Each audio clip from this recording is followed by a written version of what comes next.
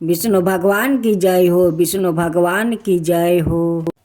भगवान श्री कृष्णा बोले, मार्गशीर्ष मास के कृष्णा पक्ष में आने वाली इस एकादशी को उत्पन्ना एकादशी कहा जाता है। यह व्रत शंखोद्वार तीर्थ में स्नान करके भगवान के दर्शन करने से जो फल प्राप्त होता है उसके बराबर पुण्य मिलता है। व्रत करने वाले भक्त को चोर, पखंडी, परस्त्री, गमी, निंदक, मिथ्याभाषी और किसी भी प्रकार के पापी से बात नहीं करनी चाहिए। इसका महत्म्य मैं तुम्हें कहता हूँ, धन पूर्वक सुनो। युधिष्ठिर कहने लगे कि हे भगवान, आपने हजारों यज्ञ और लाखों गौदान को भी एकादशी व्रत के बराबर नहीं बताया, सो यह तिथि सब तिथियों से उत्तम कैसे हुआ, बताइए। भगवान कहने लगे, हे युधिष्ठिर, सत्य युग में मूर नाम का दैत्य उत्पन्न हुआ। वो बड़ा बलवान और भयानक था। उस प्रचंड दैत्य ने इंद्र, आदित्य, वसुबाहु, अग्नि आदि सभी देवताओं को पराजित करके भगा दिया। तब इंद्र सहित सभी देवताओं ने भयभीत होकर भगवान शिव से सारा कृतज्ञ कहा और बोले, हे कैलाशपति, मूर दैत्य से भयभीत होकर सब देवताओं मृत्यु लोक में फिर रहे हैं।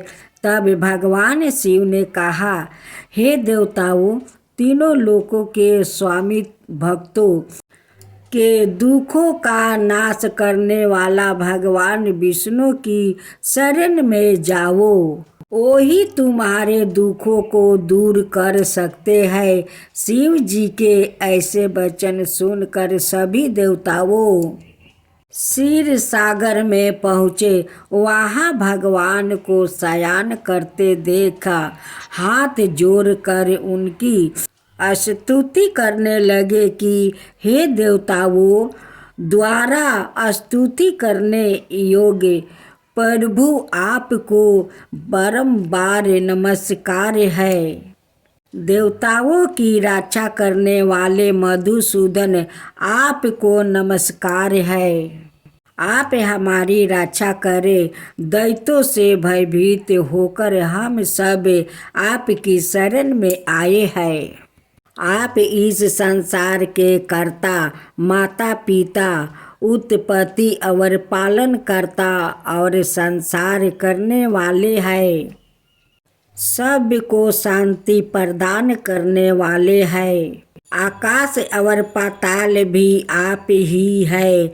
सबके पिताम्बा, ब्रह्मा, सूर्य, चंद्रमा, अग्नि, समगरी, ओम, आहुति, मंत्र, तंत्र, जप, आजमान, यज्ञ, कर्म करता, भोक्ता आप ही है। आप ही सर्वव्यापक है। आपके सेवा तीनों लोकों में चर अचर कुछ भी नहीं है। भगवान, दैत्यों ने हमको जीत कर सड़क से भ्रष्ट कर दिया है और हम सब देवता इधर उधर भागे भागे फिर रहे हैं। आप उन दैत्यों से हम सबकी रक्षा करें। इंद्र के ऐसे वचन सुनकर भगवान विष्णु कहने लगे कि हे इंद्र, ऐसा मायावी दैत्य कौन है जिससे सब देवताओं को जीत लिया है? उसका नाम क्या है? उसमें कितना बल है और किसके आश्रय में है और उसका स्थान कहाँ है? यह सब मुझे कहो। भगवान के ऐसे वचन सुनकर इंद्र बोले, भगवान, प्राचीन समय में एक नगरी जंघ नामक राक्षस था। भगवान के ऐसे वचन सुनकर इंद्र बोले, भगवान, प्राचीन समय में एक नगरी जंघ नामक राक्षस था। उसके महाकर्मी और लोक के विख्यात मूर नामक एक पुत्रा हुआ। उसकी चंद्रावती नाम की नगरी है। उसी ने सब देवताओं को स्वर्ग से निकाल कर वहाँ अपना अधिकार जमा लिया है। उसने इंद्र, अग्नि, वरुण, यम, बाहु, ईसा, चंद्रमा, नेत्रित आदि सबके स्थान पर अधिकार कर लिया है। सूर्य बनकर सवाए ही प्रकाश करता है, सवाए ही मेघ बन बैठा है और सबसे अजय है। हे असुर निकंदन, उस दुष्ट को मार कर देवताओं को अजय बनाइए। हे देवताओं, मैं शीघ्र ही उसका संहार करूँगा। तुम चंद्रावती नगरी जाओ। इस प्रकार कहकर भगवान सहित सभी देवताओं ने चंद्रावती नगरी की ओर प्रस्थान किया। उस समय जब दैत्य मूर सेना सहित युद्ध भूमि में गरज रहा था, उसकी भयानक गरजना सुनकर सभी देवता भय के मारे चारों दिशाओं में भागने लगे। जब सवाए भगवान रणभूमि में आए तो दैत्य उन पर भी अस्त्र शस्त्र युद्ध लेकर दौड़े। भगवान ने उन्हें सर्प के समान अपने बाणों से बींध डाला। बहुत से दैत्य मार गया। केवल मूर बाचा। वो अविचल भाव से भगवान के साथ युद्ध करता रहा। भगवान जो भी छीन बाण चलाते वो उसके लिए पुष्प सिद्ध हो जाते। उसका शरीर छीन भिन्न हो गया, किंतु वो लगातार युद्ध करता रहा। दोनों को बीच मल्ल युद्ध भी हुआ। 10,000 बरस तक उनका युद्ध चलता रहा, किंतु मूर नहीं हारा। कर भगवान बर्दिका आश्रम चले गए। वहाँ हेमपति नामक सुंदर गुफा थी। उसमें विश्राम करने के लिए भगवान उसके अंदर प्रवेश कर गए। यह गुफा 12 योजन लंबी थी और उसका एक ही द्वार था। विष्णु भगवान वहाँ योग नींद की गोद में सो गए। मूर भी पीछे पीछे आ गया और भगवान को सोया देखकर मरने को उदित हुआ। तभी भगवान के शरीर से उजाला कांतिमय रूप वाली देवी प्रकट हुई। देवी ने राक्षस मूर को ललकारा, युद्ध किया और उसे तत्काल मौत के घाट उतार दिया। श्री हरि जब योग नींद की गोद से उठे तो सब बातों को जानकर उसे देवी से कहा कि आपका जन्म एकादशी के दिन हुआ है। अंत आप उत्पन्ना एकादशी के नाम से पूजित होगी। आपके भक्त वही होगा जो मेरा होगा, जो आपका कथा कहे, जो सुने, जो हुंकार भरे, उन सब का ऊपर कृपा कीजिए।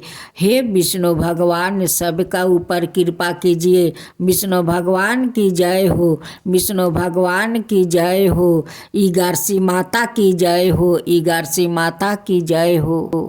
आप सुने दूसरी कथा। अजमील नाम का एक धर्म नारायण ब्राह्मण था। उसने एक दिन एक सूद को एक बेशा के साथ रन करते देखा तो अजमील उस बेशा के रूप सुंदरता पर मोहित हो गया। वो उसके रूप जाल में फंस गया और हर पल उसे पसंद करने में लगा रहता। उसके पिता ने उसे बहुत समझाया। जब वो नहीं माना तो पिता ने उसे घर से निकाल दिया। वो अपने संस्कारों को भूल गया। वैसा की अच्छाइयों की मूर्ति के लिए वो चोरी डकैती लूटपाट करने लगा। इस प्रकार धन अर्जित करते करते वो बूढ़ा हो गया। उस स्त्री से उसकी 9 संतानें हुई और जब 10वीं संतान के लिए उसकी पत्नी गर्भवती थी तो कुछ संत उसके गांव में पधारे। संतों ने उसे उनके रहने और खाने का प्रबंध करने के लिए कहा। अजमील ने उन संतों के रहने खाने और रात्रि उसके घर ठहरने का पूरा प्रबंध कर दिया। संतों ने रात के उसके घर पर हरि नाम का कीर्तन किया। मानो उसे सुनकर उसके कुछ संस्कार जागृत हो गया हो। संत जब सुबह जाने लगे तो अजमील कहने लगा कि मैं महापापी हूँ और बेशा के साथ रन करते हुआ, इसलिए मुझे मेरे पिता ने भी घर से निकाल दिया है। संत कहने लगे कि तुम अपनी होने वाली संतान का नाम नारायण रखना, जिससे तेरा कल्याण अवश्य होगा। संत अजमील को आशीर्वाद देकर चले गए।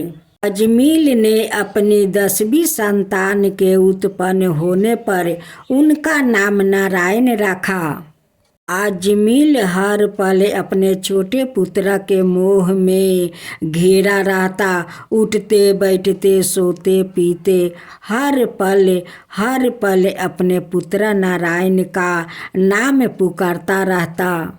जब अजमील की मृत्यु का समय आया तो यमदूत उसे लेने आया तो पुत्र में आसक्ति के कारण वो नारायण नारायण पुकारने लगा। भगवान विष्णु का नाम सुनते ही भगवान विष्णु के पार्षद तत्काल उसके निकट आ गए और अजमील को यमदूत से मुक्त करवाया। विष्णु पार्षदों के दर्शन कर उसका हृदय पवित्र हो गया। अजमील ने प्रणाम कर उनकी वंदना की। फिर भगवान विष्णु के पार्षद अंतर्ध्यान हो गए। वैराग्य जागृत हो गया और वो हरिद्वार चला गया।